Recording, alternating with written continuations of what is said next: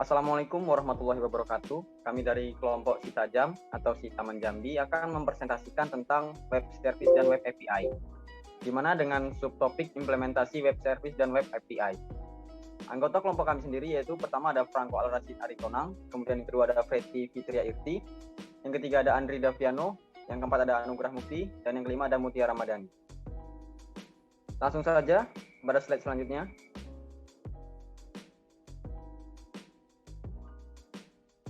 Pengertian web service dan web API.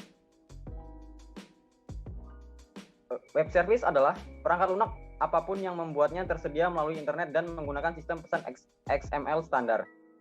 XML digunakan untuk menyandingkan semua komunikasi. Misalnya, klien meminta layanan web dengan mengirim pesan XML, lalu menunggu respon XML yang sesuai. Selanjutnya, API atau Application Programming Interface adalah sebuah antarmuka yang digunakan untuk menghubungkan antara satu aplikasi dengan aplikasi yang lain. Peran dari API adalah untuk sebagai perantara yang menghubungkan aplikasi berbeda, baik dari platform yang sama maupun lintas platform. API juga digunakan sebagai alat untuk melakukan kegiatan komunikasi dengan developer menggunakan berbagai jenis bahasa pemrograman. Developer tidak perlu untuk menyediakan data sendiri, namun cukup dengan mengambil data dan informasi dari platform melalui API. Kemudian API juga dapat mengembangkan sebuah website dengan berbagai kemudahan fitur yang dimilikinya. Selanjutnya akan dibahas oleh rekan saya, Fetty. Pada Fetty dipersilakan. Baiklah, saya akan lanjut untuk menjelaskan, yaitu bagaimana web service dan web API bekerja.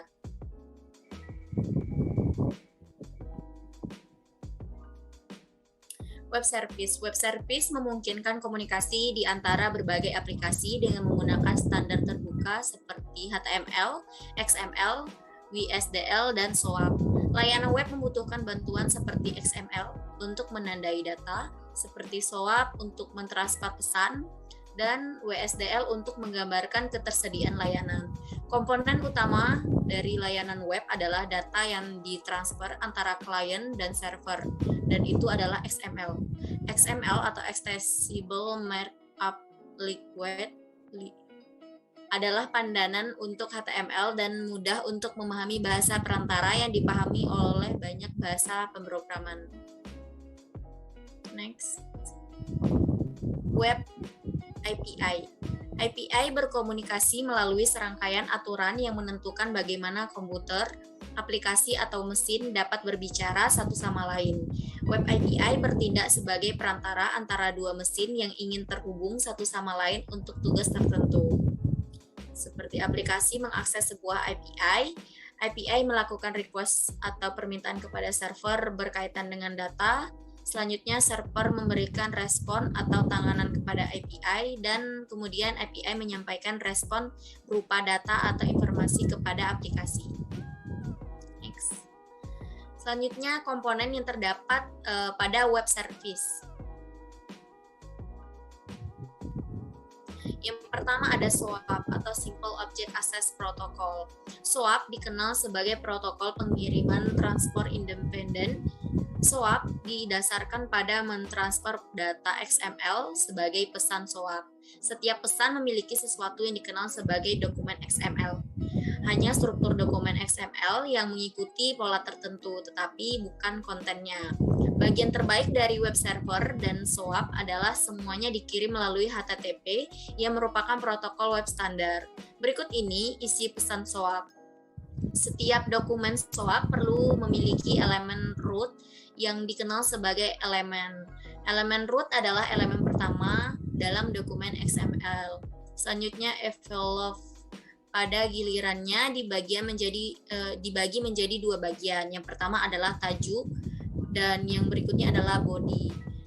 Selanjutnya itu ada header yang berisi data perutean yang pada dasarnya adalah informasi yang memberi tahu dokumen XML kepada klien mana ia harus dikirim. Selanjutnya, body akan berisi pesan yang sebenarnya. Next. 2. WSDL atau Web Service Description Language. Web service tidak dapat digunakan jika tidak dapat ditemukan. Klien yang memohon layanan web harus tahu di mana layanan web sebenarnya berada. Ini dilakukan dengan bantuan WSDL, yang dikenal sebagai bahasa deskripsi layanan web. Aspek penting yang perlu diperhatikan tentang deklarasi WSDL adalah sebagai berikut. Yang pertama, message, di mana parameter pesan dalam definisi WSDL digunakan untuk mendefinisikan elemen data yang berbeda untuk setiap operasi yang dilakukan oleh layanan web. Jadi pada contoh di atas, kami memiliki dua pesan yang dapat dipertukarkan antara layanan web dan aplikasi klien. Satu adalah tutorial request dan yang lainnya adalah operasi tutorial respon. Nah, tutorial request berisi elemen yang disebut dengan tutorial ID yang merupakan tipe string. Operasi tutorial response terdapat elemen yang disebut dengan tutorial name yang juga merupakan tipe string. Selanjutnya ada port type. Ini sebenarnya menggambarkan operasi yang dapat dilakukan oleh layanan web yang dalam kasus kami disebut dengan tutorial. Operasi ini dapat mengambil dua pesan. Satu adalah pesan input dan yang lainnya adalah pesan output. Selanjutnya bidding, yaitu elemen ini berisi dengan protokol yang digunakan. Jadi dalam kasus kami mendefinisikan untuk menggunakan HTTP. Next. Selanjutnya yang ketiga itu ada UDDI. Nah, UDDI ini adalah standar untuk menggambarkan, menerbitkan dan menemukan layanan web yang disediakan oleh penyedia layanan tertentu. Ini memberikan spesifikasi yang membantu dalam menghosting informasi pada layanan web. UDDI ini menyediakan repository tempat file WSDL dapat di-host. Selanjutnya akan dijelaskan oleh Andri, kepada Andri. Ya, oke. Selanjutnya itu adalah keuntungan dari pengimplementasian web service. Di sini bisa dilihat ada 4 keuntungannya ya. Saya bahas satu-satu. Pertama itu ada satu, mengekspos fungsi bisnis pada jaringan. Maksudnya itu kan layanan web service ini adalah unit kode terkelola yang menyediakan semacam fungsionalitas untuk aplikasi klien. Nah, fungsionalitas ini dapat dipanggil melalui protokol HTTP, yang artinya dipanggil melalui internet. Saat ini semua aplikasi ada di internet, yang membuat tujuan layanan web lebih bermanfaat. Nah, berarti web service ini berada di mana saja di internet dan menyediakan fungsionalitas yang diperlukan sesuai kebutuhannya. Lalu kedua ada interoperabilitas antar aplikasi. Web service memungkinkan berbagai aplikasi saling berkomunikasi dan berbagi data serta layanan di antara mereka satu sama lain. Semua jenis aplikasi dapat berbicara satu sama lainnya. Nah, jadi alih-alih menulis kode spesifik yang hanya dapat dipahami oleh beberapa aplikasi tertentu, sekarang kita dapat menulis kode gendek yang dapat dipahami oleh semua aplikasi. Lalu keuntungan ketiga, protokol standar yang bisa dipahami semua orang. Nah, web service itu menggunakan protokol industri standar untuk berkomunikasi.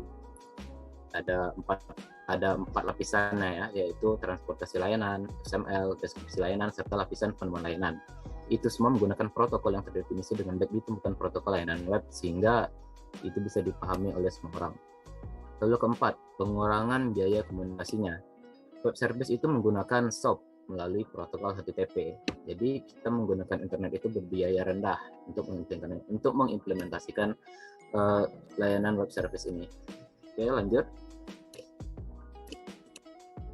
Selanjutnya ini ada karakteristik dari layanan web service.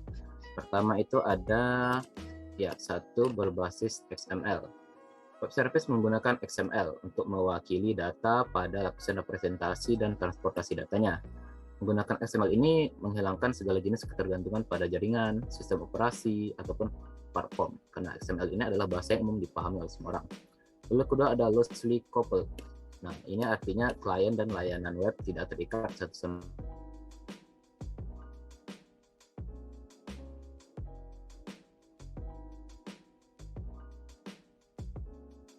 lain.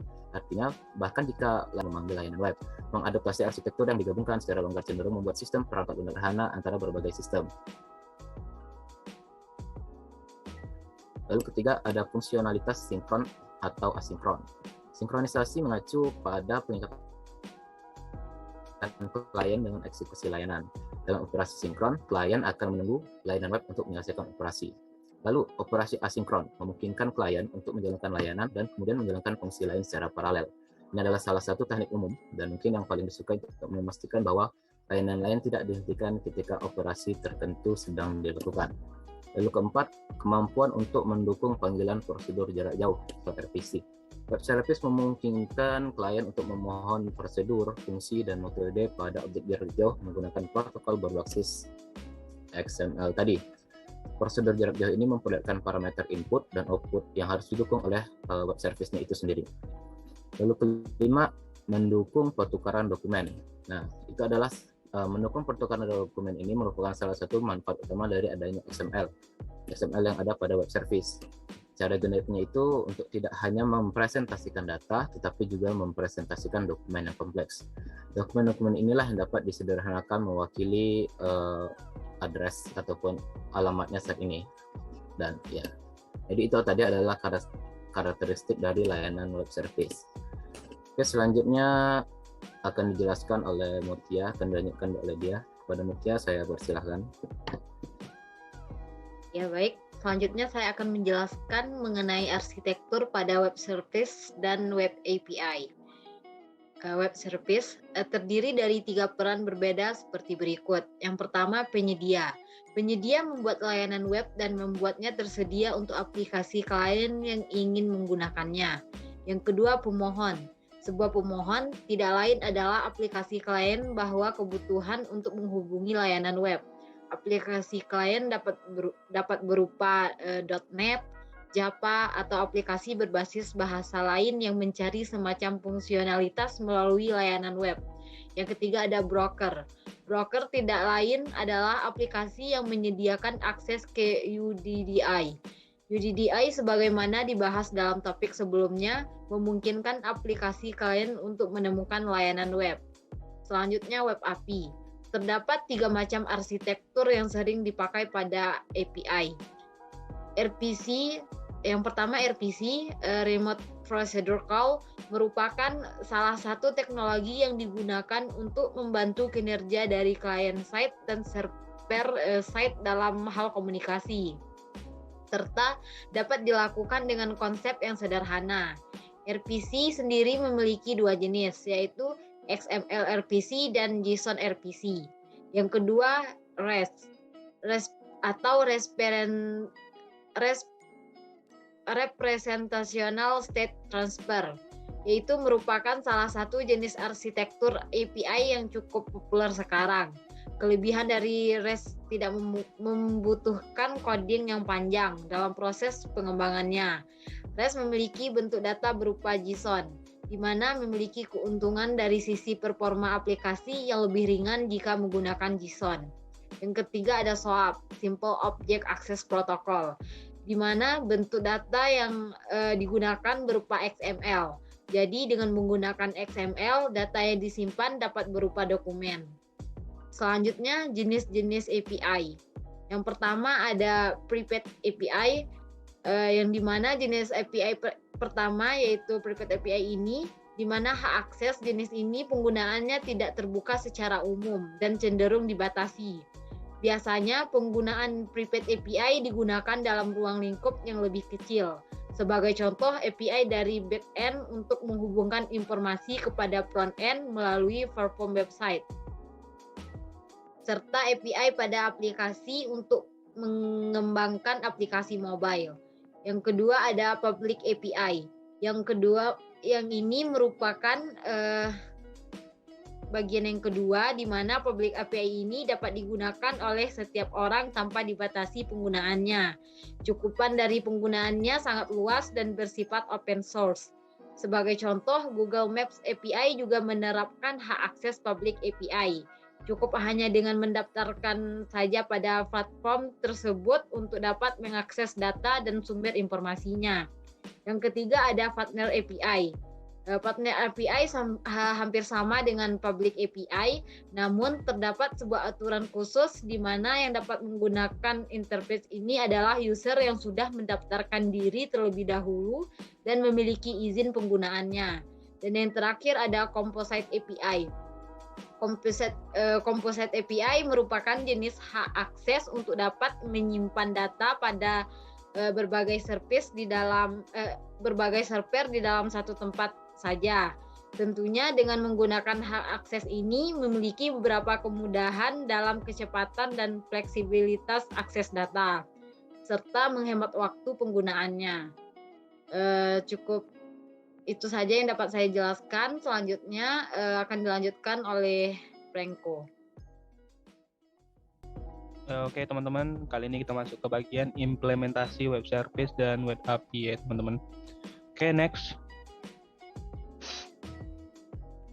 Nah, kita langsung aja. Kalau implementasinya itu ya, teman-teman kan udah tahu nih sebelumnya dibahas Mutia gitu kan. Ada bahwasannya yang paling lumrah kita tuh tahu public API dan juga tadi yang kerjasama ya, API yang kerjasama. Nah, kalau contoh public API kan tadi udah dijelasin bahwasannya Google Maps API itu merupakan public API.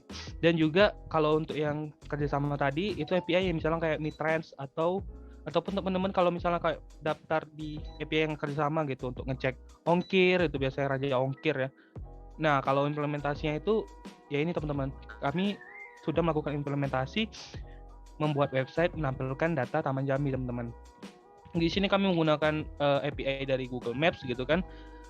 Di sini datanya itu disimpan dalam index.js ya, file JS, dan menampilkannya dengan div di HTML ya teman-teman. Nanti dia makanya ini bisa nampak peta ya teman-teman. Jadi kita mengambil datanya itu diselipkan juga script untuk nyambungi dari API dari web kita ke API Google ya teman-teman. Jadi ada scriptnya, kemudian ada APK ya teman-teman. Kalau untuk penjelasan dari implementasinya, kalau untuk codingannya sebelumnya ada videonya udah kami upload gitu ya, teman-teman bisa cari aja tuh cara menyambungkan, cara mendapatkan Google APK di Google Maps, itu ada di YouTube, teman-teman bisa langsung cari aja, dan di situ udah dijelasin tuh pemahaman yang paling panjang-panjangnya gitu teman-teman ya. Nah jadi untuk implementasinya banyak tuh teman-teman. Kita aja mau buat website ini kan kita juga harus menggunakan API Google teman-teman. Jadi kita daftar dulu ke API Google gitu kan, dapat APK-nya, baru kita bisa menggunakan akses API-nya. Nah kalau untuk implementasinya cuma seperti itu gitu ya. Saya kembalikan kepada moderator. Terima kasih. Baiklah, terima kasih rekan-rekan sekalian. Dapat disimpulkan bahwa pada presentasi kali ini Web API adalah aplikasi atau antarmuka untuk menghubungkan aplikasi satu dengan aplikasi yang lain pada sebuah sistem web berbasis website. Sedangkan web service adalah bentuk layanan yang diberikan melalui platform berbasis website untuk menghubungkan aplikasi yang berbeda. Setiap jenis web service menggunakan API, akan tetapi tidak semua jenis API menggunakan web service. Itulah penjelasan dari kelompok kami, kurang lebihnya kami minta maaf. Kami akhiri, wassalamualaikum warahmatullahi wabarakatuh. Terima kasih. Waalaikumsalam warahmatullahi wabarakatuh.